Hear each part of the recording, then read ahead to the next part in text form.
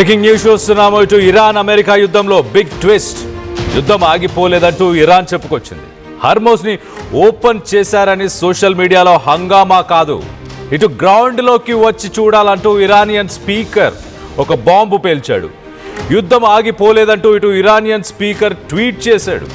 Trump వైఖరిపై తీవ్ర ఆగ్రహంతో ఇటు ఇరాన్ ఉంది, మరోపక్క ఇటు దిగ్బంధం కొనసాగిస్తే వార్ తప్పదని అమెరికాకు వార్నింగ్ ఇచ్చింది.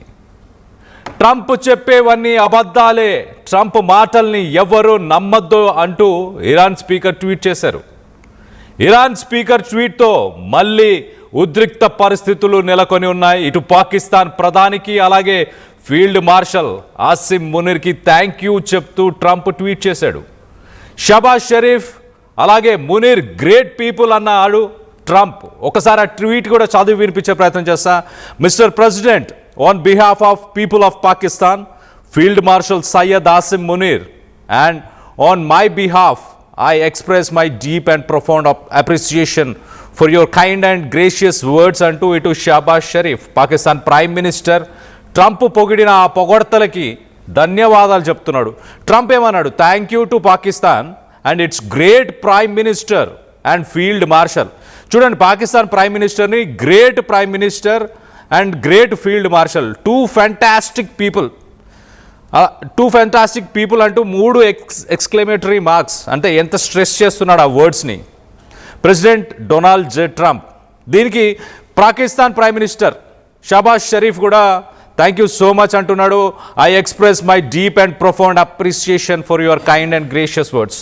So Trump straight of Hormuz open అయిపోయింది, ఫుల్గా ఆపరేషనల్గా ఉంది. ఎట్ ద సేమ్ టైం వార్కి సంబంధించిన పీస్ టాక్స్ కూడా ఆల్మోస్ట్ ఫినిష్ అవబోతున్నాయి. ఇరాన్ యురేనియం రిజర్వ్స్ని కూడా ఇచ్చేయబోతుంది అంటూ మొత్తానికైతే ఒక 7 స్టేట్మెంట్స్ని ఇటు ట్రంప్ ట్వీట్ చేశాడు. దానిపైన ఇరానియన్ పార్లమెంట్ స్పీకర్ గలిబాఫ్ ఆయన ఇమీడియట్గా రెస్పాండ్ అయ్యి 1 గంటలోనే 7 అబద్ధాలు ఆడాడు ట్రంప్. ఆ 7 అబద్ధాలు కూడా నేను చెప్పే ప్రయత్నం చేస్తానంటూ ఆయన డీటెయిల్గా ప్రతి పాయింట్ని కూడా చెప్పాడు. ఆ ప్రతి పాయింట్, మొదటి పాయింట్ ఒకసారి మనం చూస్తే, ఆ మొదటి పాయింట్లో ట్రంప్ 1 గంటలోనే 7 లైస్ 7 అబద్ధాలు ఆడాడు. అవన్నీ అబద్ధం. వాళ్ళు అసలు యుద్ధాన్ని ఇలా అబద్ధాలతోనే గెలుద్దామని ప్రయత్నిస్తున్నారు. అలాగే పీస్ టాక్స్ని కూడా ఇలాంటి అబద్ధాలతోనే గెలుద్దాం. సోషల్ మీడియాలో కూడా వార్ ఎంత ఇంపార్టెంట్, వార్లో సోషల్ మీడియా ఎంత ఇంపార్టెంట్ అనేది ట్రంప్ దగ్గరే మేము నేర్చుకుంటున్నాము. ఇటు మాట్లాడేది వేరు, చేసేది వేరు. 7 అబద్ధాలను 1 గంటలోనే సునాయాసంగా ట్రంప్ 7 అబద్ధాలని ఆడాడంటూ ఇటు పార్లమెంట్ స్పీకర్ గలిబాఫ్ చెప్పారు. గలిబాఫ్ ఇంకా ఏమంటున్నాడు? గలిబాఫ్ అసలు యురేనియం రిజర్వ్స్ని మేము అసలు సరెండర్ చేసే ఉద్దేశం లేదు. అలాగే ఇరాన్కి సంబంధించిన ఫారెన్ మినిస్టర్ ఎలాంటి స్టేట్మెంట్స్ కూడా ఇవ్వలేదు. మేము న్యూక్లియర్ మెటీరియల్ని ఇరాన్ నుంచి వేరే దేశాలకి ట్రాన్స్ఫర్ చేస్తున్నామంటూ ఎలాంటి స్టేట్మెంట్ ఇవ్వలేదంటూ Iranian parliament speaker చెప్పుకొస్తున్నాడు.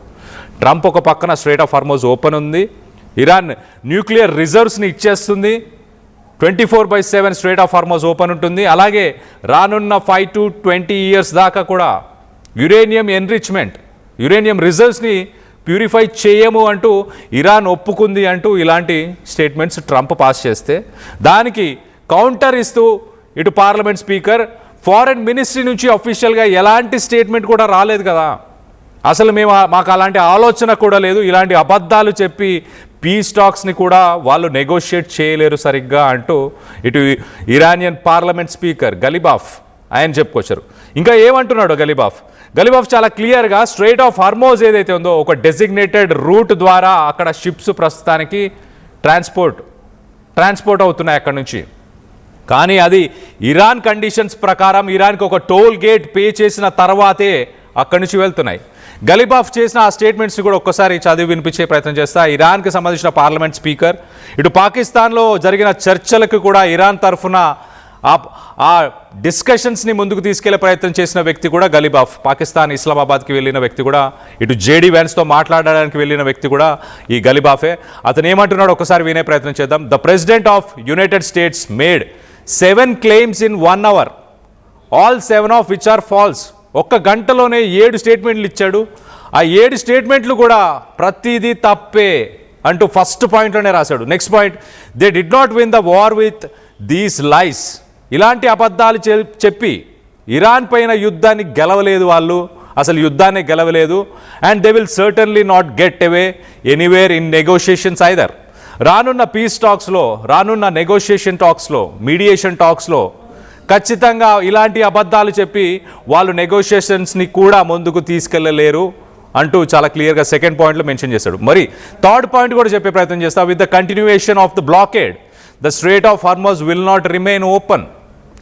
So America strait of హార్మోజ్ని బయట నుంచి బ్లాక్ చేస్తుంది కాబట్టి స్ట్రేట్ ఆఫ్ హార్మోజ్ని మేము కూడా ఓపెన్ చేయట్లేదు, it will not remain open అంటూ చాలా క్లియర్గా థర్డ్ పాయింట్లో ఆయన చెప్పుకొచ్చాడు.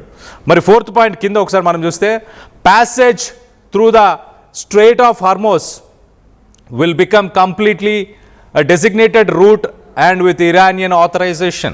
సో చాలా క్లియర్గా ఇరానియన్ ఆథరైజేషన్, ఐఆర్జీసీకి అక్కడికి వచ్చే షిప్స్, వెసల్స్ అవన్నీ ఐఆర్జీసీకి ఆ షిప్స్ మెయిల్ పెడతాయి. మొదటగా ఓ మెయిల్ పెట్టి మేము స్ట్రేట్ ఆఫ్ హార్మోజ్ నుంచి బయటికి వెళ్ళాలనుకుంటున్నాం, లేకపోతే లోపలికి రావాలనుకుంటున్నాం, మాకు మీ పర్మిషన్ కావాలి, ఏ రూట్లో వెళ్ళాలి, ఎలా వెళ్ళాలి అంటూ, అలాగే ఎంత డబ్బు కట్టాలి అని ఐఆర్జీసీని అడిగితే ఐఆర్జీసీ వాళ్ళ షిప్లో ఏం సామాగ్రి ఉంది, ఎక్కడి నుంచి ఎక్కడికి వెళ్తుంది, డెస్టినేషన్స్ ఏంటి, ఈ డీటెయిల్స్ అన్నీ తెలుసుకొని దానికి అనుగుణంగా ఛార్జెస్ వేస్తున్నారు. ఒకవేళ ఒక ఆయిల్ ట్యాంకర్ వెళ్తుంది ఫర్ ఎగ్జాంపుల్ అనుకుంటే, మనం ఆ విజువల్లో చూస్తున్న ఆయిల్ ట్యాంకర్ అనుకుంటే, ఆ ఆయిల్ ట్యాంకర్ అక్కడి నుంచి వెళ్ళడానికి సుమారు ఆ ఆయిల్ ట్యాంకర్లో 2 మిలియన్ బ్యారెల్స్ ఆఫ్ ఆయిల్ ఉంటుంది.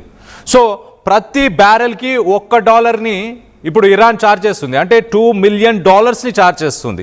సో అలా షిప్లో ఎలాంటి సామాగ్రి ఉంది దాన్ని బేస్ చేసుకొని మేము ఛార్జెస్ అప్లికేబుల్ అంటూ చెప్పుకొచ్చే ప్రయత్నం చేస్తారు. మరో పక్కన ఫోర్త్ పాయింట్లో, passage through the strait of Hormuz will be conducted based on the designated route and with Iranian authorisation. So చాలా క్లియర్గా డబ్బులు తీసుకుంటున్నామని చెప్తున్నారు. అలాగే fifth point, whether the strait is open or closed, the regulations governing it will be there. So strait of Hormuz అనేది open ఉందా close ఉందా అనేది ఆ స్టేట్మెంటు సోషల్ మీడియాలో ట్రంప్ చెప్పడం కాదు, ఫీల్డ్కి వచ్చి వాస్తవానికి అక్కడ ఓపెన్ ఉందా లేదా అనేది డిసైడ్ చేయాలి. ట్రంప్ సోషల్ మీడియాలోనే యుద్ధాన్ని గెలిచేసా అని అనుకుంటున్నాడు అంటూ ఇటు ఇరానియన్ పార్లమెంట్ స్పీకర్ అయితే చెప్పుకొచ్చారు. ఆయన చాలా క్లియర్గా ఇటు ట్రంప్ని, అమెరికాలో ఉన్న సిచ్యువేషన్స్ని కూడా మాక్ చేశాడు. ఒక ఫార్ములాని కూడా ఇటు ట్రంప్కు చెప్పే ప్రయత్నం ఇచ్చేశాడు. ఒక ఫార్ములాని ఇచ్చి ఆ ఫార్ములా ప్రకారం రానున్న కొన్ని రోజులు అమెరికా స్ట్రేట్ ఆఫ్ హార్మోజ్ని బ్లాక్ చేస్తే, ఒక మ్యాథమెటికల్ ఈక్వేషన్ ప్రకారం స్ట్రేట్ ఆఫ్ హార్మోజ్ బ్లాక్ చేయడం వల్ల ప్రపంచ దేశాలకి ఎలాంటి క్యాటాస్ట్రోఫిక్ ఎలాంటి ఎఫెక్ట్స్ ఉండబోతున్నాయి, గ్లోబల్ ఆయిల్ సప్లై, అలాగే మార్కెట్లో ఆయిల్ ప్రైజెస్ మార్కెట్లో ప్యానిక్ అవ్వడం, వీటన్నిటికీ సంబంధించిన ఒక ఈక్వేషన్ని కూడా ట్రంప్కి చెప్పే ప్రయత్నం చేశాడు ఈ గలిబాఫ్. మరోపక్కన అమెరికన్స్ని చాలా క్లియర్గా వార్న్ చేస్తున్నాడు. ఏమని? కరెంట్ సిట్యువేషన్, ప్రస్తుతానికి అమెరికాలో ఉన్న ఆయిల్ ప్రైజెస్ పర్ బ్యారెల్